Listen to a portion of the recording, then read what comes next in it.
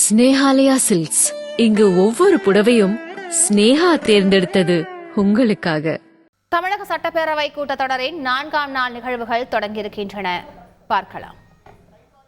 22ஆம் ஆண்டிற்கான மகாத்மா காந்தி தேசிய ஊரக வேலைவாய்ப்பு திட்டத்தின் கீழ் 10,93,000 மதிப்பீட்டில் புதிய கட்டடம் கட்டுவதற்கு மாவட்ட ஆட்சி அலுவலர்களால் நிர்வாக அனுமதி 4/8/22 அன்று வழங்கப்பட்டு தற்போது கட்டுமான பணிகள் நிறைவு பெற்றுள்ளன. அக்கட்டிடத்துக்கு மின் வசதி மற்றும் குடிநீர் வசதி ஏற்படுத்துவதற்கு தற்போது நடவடிக்கை மேற்கொள்ளப்பட்டு வருகிறது. இவ்வசதிகள் உடனடியாக முடிவு பெற்றவுடனே விரைவிலேயே மையம் புதிய கட்டடத்தில் செயல்பட உள்ளது என்பதை தெரிவித்துக் கொள்கிறேன்.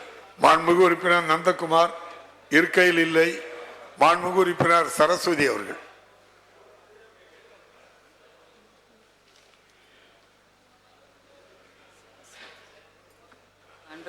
பேரவைத் தலைவர் அவர்களே, மொடக்குறிச்சி தொகுதி மொடக்குறிச்சி மற்றும் கொடுமுடி வட்டத்தில் அமைந்துள்ள சில அங்கன்வாடிகளின் அடிப்படை வசதிகளான மின்சாரம், குடிநீர் வசதி, கழிவறை வசதி கூட இல்லாமல் குழந்தைகள், அங்கன்வாடி பணியாளர்களும் சிரமப்படுகிறார்கள்.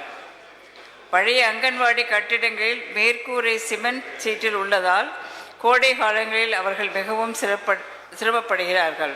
கதவுகள், ஜன்னல்கள் போன்றவை மிகவும் பழுதடைந்து உள்ளதால் குழந்தைகள் மழைக்காலங்களில் அங்கன்வாடிகளில் உறங்க முடிவதில்லை. பாம்பு போன்ற சில விஷப்பூச்சிகள் உள்ளே வந்து பாதுகாப்பற்ற நிலை உருவாகிறது. கூடுதல் விவரங்களை செய்தியாளர் பிரகாஷ் வழங்க கேட்கலாம். பிரகாஷ், வணக்கம். பிரகாஷ், இன்றைய 4ஆம் நாள் நிகழ்வில் என்னென்ன விஷயங்கள் நடக்க இருக்கின்றன? முழு விவரங்கள். சட்டப்பேரவை கூட்டத்தொடர் தற்போது தொடங்கி நடைபெற்று வருகிறது. தற்போது வினாக்கள் விடைகளுக்கான நேரம் நடைபெற்று வருகிறது. உறுப்பினர்கள் எழுப்பக்கூடிய கேள்விகளுக்கு, பல்வேறு துறை சார்ந்த கேள்விகளுக்கு துறை சார்ந்த அமைச்சர்கள் பதிலளித்து வருகிறாங்க. கேள்வி நேரம் முடிவடைந்த பிறகு இன்றைய தினம் 2 சட்ட மசோதாக்கள் அறிமுகம் செய்யப்பட இருக்கிறது. குறிப்பாக 2024ஆம் ஆண்டு தமிழ்நாடு ஊராட்சிகள் திருத்த சட்ட முன்வடிவை அமைச்சர் பெரியசாமி அறிமுகம் செய்கிறார். அதன் தொடர்ச்சியாக 2024ஆம் ஆண்டு தமிழ்நாடு ஊராட்சிகள் 3ஆம் திருத்த சட்ட முன்வடிவை பெரியசாமி அறிமுகம் செய்கிறார். இந்த சட்ட மசோதாக்கள் அறிமுகம் செய்து வைக்கப்பட்ட பிறகு ஆளுநர் உரைக்கு நன்றி தெரிவிக்கும் தீர்மானத்தின் மீதான விவாதங்களுக்கு முதலமைச்சர் திரு ஸ்டாலின் இன்றைய தினம் பதிலுரை வழங்க இருக்கிறார்.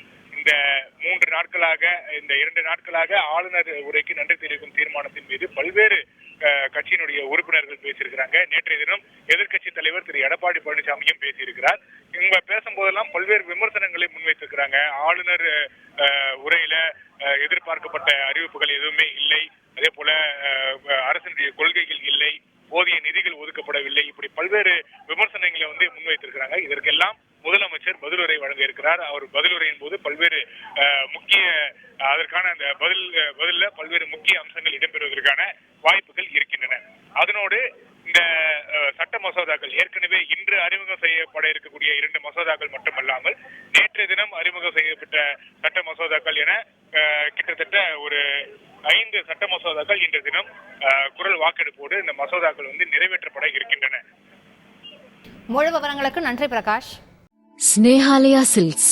இங்கு ஒவ்வொரு புடவையும் ஸ்னேஹா தேர்ந்தெடுத்தது உங்களுக்காக.